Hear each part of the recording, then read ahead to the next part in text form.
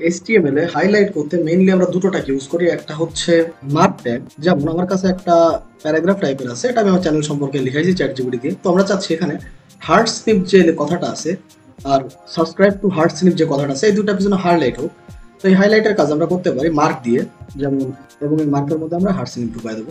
তো আমাদের heart snip highlight হয়ে গেছে। এটা যেহেতু হলুদ হয়েছে, আমরা যদি চাই তো এটাকে অন্য কালারে করতে পারি। বেসিক্যালি হাইলাইট যেহেতু সবুজ ধরা হয়, তাই আমরা এখানে একটু CSS প্রপার্টি ইউজ করবো। তো এটা যথারীতি গ্রিন হয়ে গেছে, হুইচ ইজ গুড। আবার একই হাইলাইট করা কাজ আমরা স্প্যান ট্যাগ দিয়েও করতে পারি, যদিও স্প্যান ট্যাগ দিয়ে করলে ওখানে আমাদের রং টং সব ডিফল্টে সেট করা লাগবে, কারণ স্প্যান ট্যাগের কোনো ডিফল্ট নেই।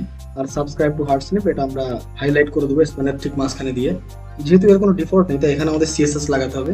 এটা আমরা ধরলাম রেড। এখন মার্ক দিয়ে করা যাচ্ছে, আবার স্পন দিয়েও করা যাচ্ছে, তাহলে এর মধ্যে কোনটা করা বেটার হবে? এর জন্য আমাদের যেটা বুঝতে হবে সেটা হচ্ছে HTML সিমেন্টিক ট্যাগটা আসলে কি জিনিস। মেনলি সিমেন্টিক ট্যাগ হচ্ছে কিছু সিলেক্টেড ট্যাগ, যে ট্যাগগুলো আমাদেরকে ওই পার্টিকুলার জায়গাটা, ওই পার্টিকুলার লেখাটার উপর একটু বিশেষ জোর প্রয়োগ করে। আর এই জোরটা সাধারণত এসইও করার ক্ষেত্রে আসে, বা ওয়েবসাইট যখন রেন্ডার হচ্ছে তখন সেই রেন্ডার সেটা শিওর হয়।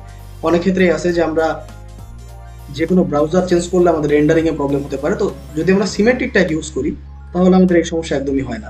আর সিমেন্টিক ট্যাগ নিয়ে পরে আরো ডিটেলসে আলোচনা করা যাবে। And that's it.